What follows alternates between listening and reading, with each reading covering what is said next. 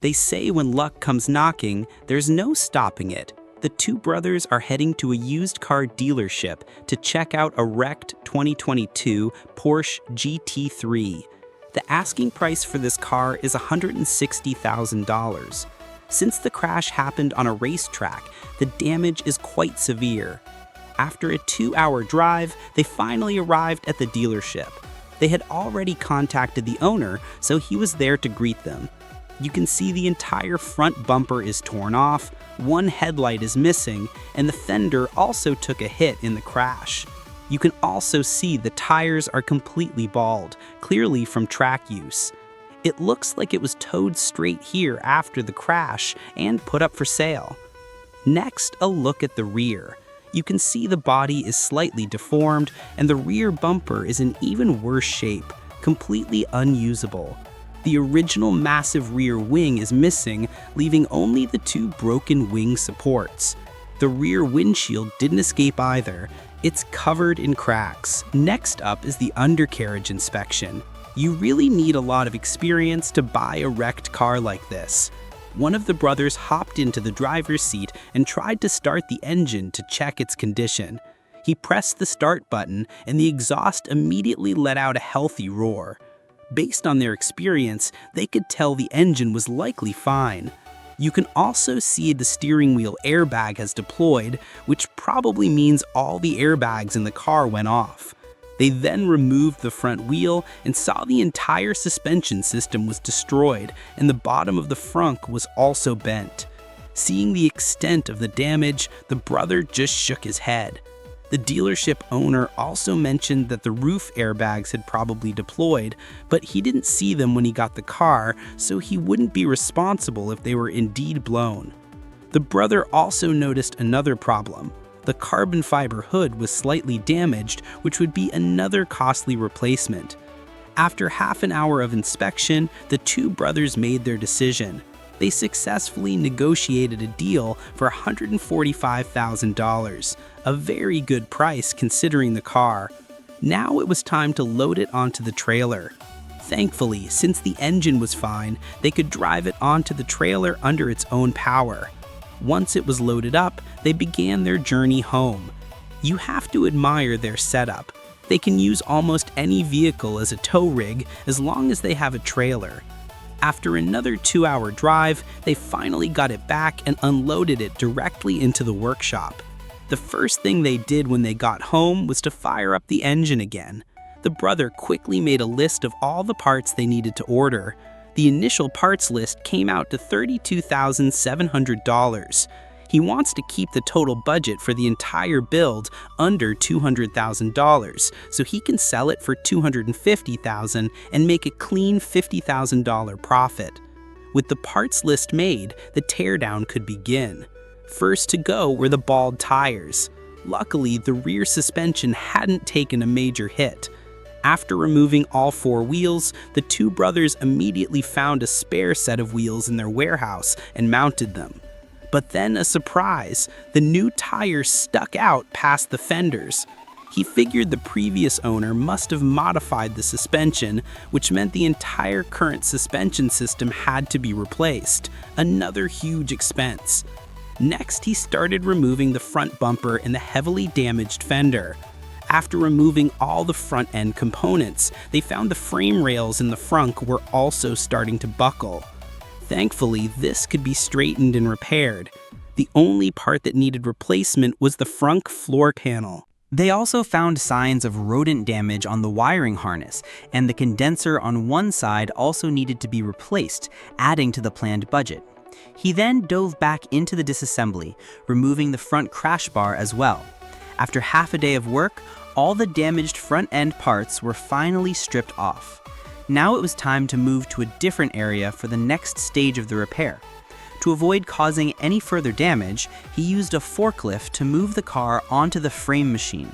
Since the next step involved pulling the frame, the car had to be securely anchored. Then they could start measuring the front end. The measurements confirmed the front of the frame was bent.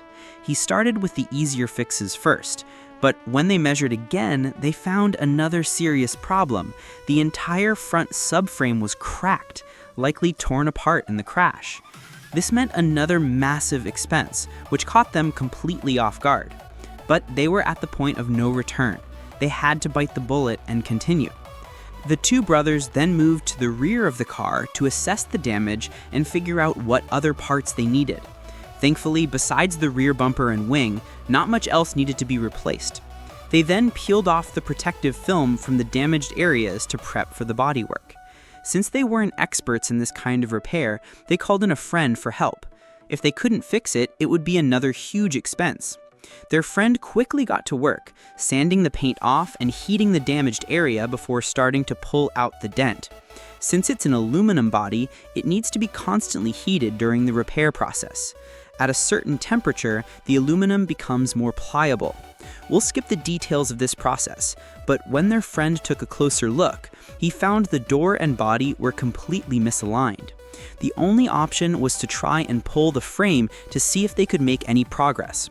They immediately removed the door and started pulling and straightening the frame. This was an incredibly tedious process, requiring them to repeat the same steps over and over. Finally, the entire side panel was straightened. Now came the most difficult part of the repair, the front end. They had to remove the damaged suspension and the torn subframe from underneath. Then the real work could begin. As the hydraulic puller did its work, you could see a noticeable change in the front end. However, every time they released the tension, the frame would spring back to its original bent shape. Since it's an aluminum body held together with rivets and adhesive, they didn't dare to increase the pulling force too much. They decided to leave it under tension overnight to see if it would hold. The next day, the situation was the same. They had to find another way. They found a plastic car cover and draped it over the entire vehicle. Then they heated the entire car to raise its temperature evenly. This way, instead of pulling on one specific area, the entire body could relax back to its factory state in the high heat. As you can see, after being heated, the frame had significantly improved. Once the body returned to its original spec, they could turn off the heat, allowing the car to cool down and the aluminum to hold its new shape. After nearly 2 days of work, they had finally conquered the massive challenge of the frame repair. Just then, some packages arrived at the shop. Inside was a new fender and a passenger side door. You can tell from the color that it's a used part. But the surprises didn't end there. The next day, a huge pile of boxes arrived.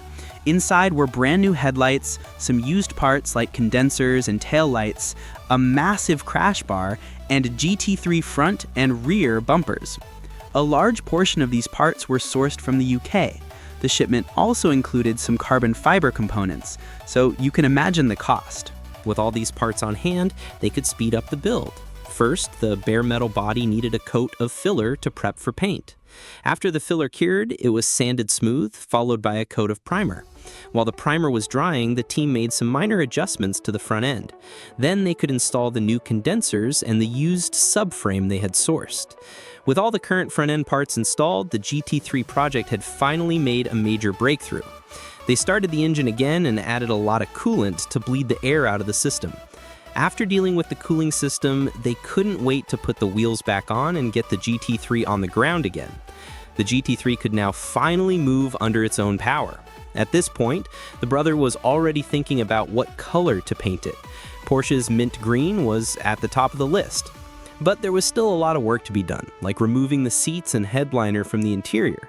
We'll skip the details of the interior disassembly. With the front and rear windshields removed, the car was completely stripped. Now it was time to remove the rest of the vinyl wrap, which took them another half a day. To their frustration, after removing the roof wrap, a lot of adhesive residue was left behind, which also had to be cleaned off.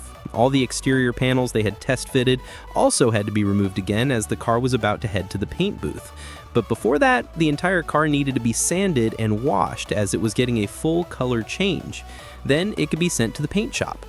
They masked off all the areas that didn't need paint and the painting could officially begin.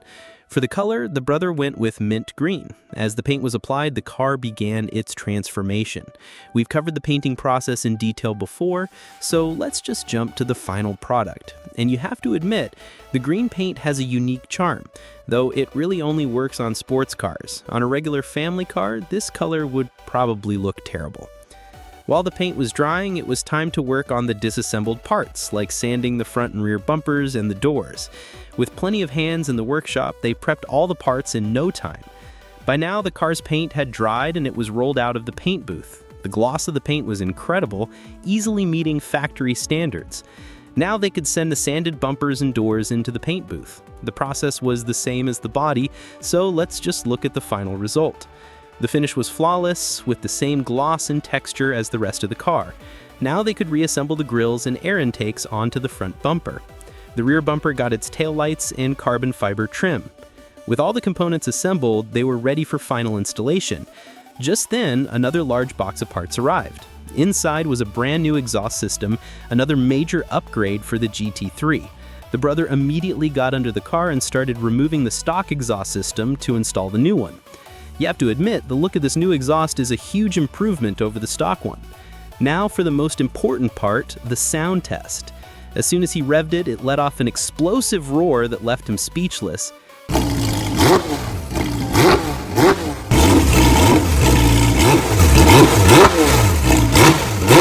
After testing the sound, he could install the rear bumper along with the other rear-end components like the light bar, wing, and the carbon fiber underbody panel.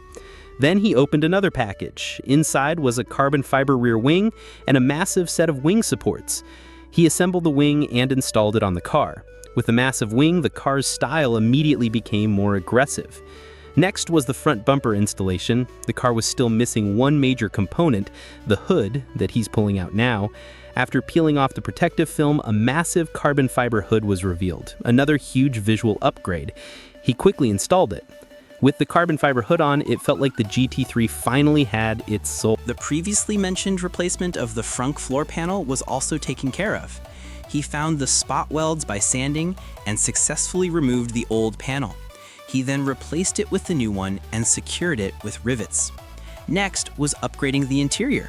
The brother had custom ordered a set of seatbelts in the same color as the new paint. He also had a GT3 roll cage, but since its color didn't match the new theme, it had to be sanded and repainted in the same mint green. While the roll cage paint was drying, he went back to the workshop to install the car's airbags and the new seatbelts. This was followed by the front windshield. Once the roll cage was dry, it was also installed in the car. As each component was installed, the GT3 was officially in its final stages.